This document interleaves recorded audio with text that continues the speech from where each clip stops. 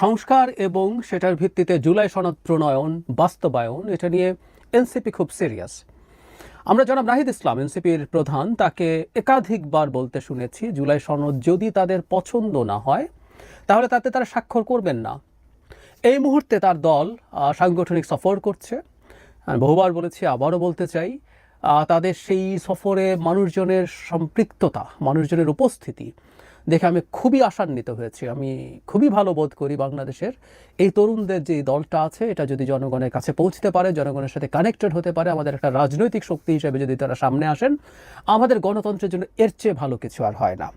যাই হোক, জনাব নাহিদ এখানে গিয়েও একই আলাপ করছেন, একই কথা বলছেন। এই ব্যাপারটা নিয়ে কথা বলতে চাই। যেমন মানবজমিনের একটা হেডলাইন, জুলাই সনদ বাস্তবায়ন ছাড়া নির্বাচনে অংশ নেবে না এনসিপি, এবং এর ভেতরেই আছে তিনি বলছেন সংস্কার, তাদের যে সংস্কারগুলো মৌলিক সংস্কার বলতে তারা যা বোঝেন সেগুলো যদি অ্যাগ্রিড না হয় তাহলেও তারা নির্বাচনে অংশগ্রহণ করবেন না। এই ধরনের আলাপ এগুলো দীর্ঘদিন থেকে চলছে। আমি আগে একটা কথা বলেছিলাম, এনসিপি ব্রিলিয়ান্টলি দুটো এজেন্ডাকে তারা রাজনীতির বিষয়ে পরিণত করেছে। That's good. একটা হচ্ছে আওয়ামী লীগের বিচার নিষিদ্ধকরণ, এগুলো এর মধ্যে আওয়ামী লীগকে আধা নিষিদ্ধ করা গেছে, বিচার চলছে। এটা আপামর সব মানুষের সাথে কানেক্ট করার একটা জায়গা। আমাদের প্রতিটা শ্রেণী পেশার মানুষ এটা চান। আরেকটা হচ্ছে আমাদের শহুরে শিক্ষিত সচেতন, এই তিনটা শব্দই যোগ করতে চাই। মধ্যবিত্তের কাছে একটা অংশের কাছে সংস্কারও খুব গুরুত্বপূর্ণ একটা এজেন্ডা। সংস্কারের প্রয়োজন আছে কি নেই সে আলাপ ভিন্ন। আমি বহুবার বলেছি, রাজনীতিতে দরকারি জিনিসটাকেও পলিটিক্যাল এজেন্ডায় রূপান্তরিত করতে হয় পলিটিক্স করার জন্য, অ্যান্ড ইটস ফেয়ার, এটা ভালো, এটা করতে হয়। সো তারা এটাকে এজেন্ডা করেছেন, এটা বোঝা যায়। দ্যাটস ফাইন, রাজনীতি করুন, করবেন, এবং সেটা দিয়েই তারা জনগণের সাথে ওই শ্রেণীটাকে কানেক্ট করতে চেষ্টা করবেন। সেই শ্রেণী খুব বড় না হলে তাদের কিন্তু সোশ্যাল ক্যাপিটাল বেশি। তারা সোশ্যাল মিডিয়াতে লেখেন, কেউ টিভিতে কথা বলেন, কেউ মানে সোশ্যাল মিডিয়ায় কথা বলেন, কেউ লেখেন সোশ্যাল মিডিয়াতে, সো কলাম লেখেন, নানান রকম মানুষজন আছে। সুতরাং এটা তাদের একটা গুরুত্বপূর্ণ চয়েস। কিন্তু আমি এটা মানে আমরা কিভাবে দেখব, তিনি যখন বলছেন জুলাই সনদ বাস্তবায়ন, জুলাই সনদ বাস্তবায়ন আসলে এই সরকারের অধীনে করা যাবে না, এটা আমরা বুঝতে পারি। বিশেষ করে জুলাই সনদের মধ্যে সংবিধান সংশোধন নিয়ে বেশ কিছু ইস্যু আছে, সেটা পরবর্তী সরকারকে করতে হবে, পরবর্তী সংসদকে করতে হবে। সেটা কোন ফর্মের সংসদ সেটা নিয়েও ডিবেট আছে, ওটা সরিয়ে রাখি। ওটা এই সরকারের পক্ষে করা সম্ভব না। যেটা হতে পারে ঐক্যমত্যের ভিত্তিতে একটা সনদ লেখা হতে পারে, সেই সনদটা পরবর্তীতে সব দল মিলে সংবিধানে যে ফর্মেই হোক, এটা পুনর্লিখন হোক, সংশোধন হোক, ইনকর্পোরেট করবে। তো আমি ধারণা করতে পারি তারা আসলে মিন করছেন যে তাদের চাওয়া কিছু মৌলিক সংস্কারও বিএনপিকে অ্যাগ্রি করতে হবে, সবাইকে অ্যাগ্রি করতে হবে। বিএনপি বললাম এই কারণে, কারণ মৌলিক সংস্কার বলতে তারা যা যা বলছেন এর কয়েকটার সাথে বিএনপি দ্বিমত প্রকাশ করছে। বিএনপি কতগুলো মেনেও নিয়েছে মৌলিক সংস্কারের, কিন্তু দুটো অন্তত আছে যেগুলোর সাথে দ্বিমত প্রকাশ করছে।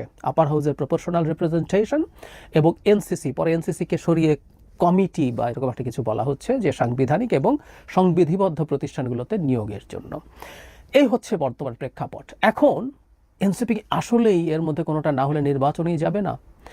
আমাদের একটা কথা মনে রাখতে হবে, রাজনৈতিক দলগুলো, রাজনৈতিক নেতারা যা যা বলেন সবগুলোকে আক্ষরিক অর্থে না নেওয়া ভালো। আমি খুশি হব তারা যদি এই বক্তব্যটা মাঠে চাপ তৈরির জন্য ব্যবহার করেন। তারা বিএনপির ওপরে চাপ তৈরি করছেন, তুমি যদি আমাকে নির্বাচনে চাও তাহলে কিন্তু মানতে হবে। এই চাপ তৈরি করার চিন্তাও রাজনৈতিক পয়েন্ট অফ ভিউ থেকে ফেয়ার আমি মনে করি। কিন্তু শেষ পর্যন্ত যদি তাদের এক্সপেকটেশন মতো মৌলিক সংস্কারগুলো না হয় সবগুলো, তাহলে কি দাঁড়াবে? তাহলে কি তারা আসলেই নির্বাচনে যাবেন না? এটা কি করা তাদের ঠিক হবে?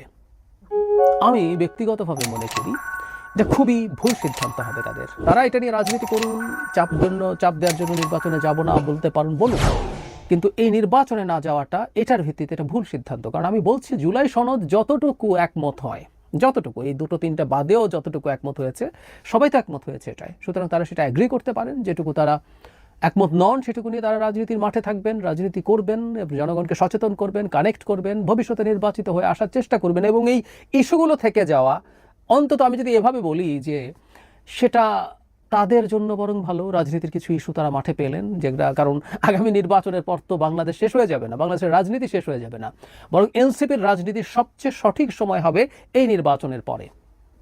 এখন পর্যন্ত যে ধরনের পারসেপশন, বিএনপি বেশ মেজর মার্জিনে জিতবে, এবং বিএনপির সেই সরকারের সময় নানা ভুল ত্রুটি হবেও, এটা চোখ বন্ধ করে আমরা বলে দিতে পারি, এটা একেবারে নিখুঁত কোনো শাসন হবে না, যথেষ্ট প্রবলেম হবে।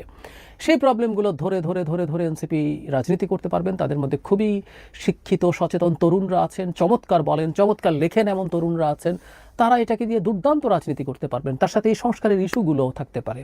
সুতরাং আমার কাছে মনে হয় না এটা খুব খারাপ কিছু হবে। সো আমি আশা করি তারা যে কথাটা বলছেন নির্বাচনে যাবেন না, এটা চাপ দেওয়ার জন্য বলছেন, রাজনীতির কারণে বলছেন। আসলে এটা শেষ পর্যন্ত তারা করবেন না, না করলে সেটা আমাদের রাষ্ট্রের জন্য ভালো হবে, তাদের দলের জন্য সেটা ভালো হবে।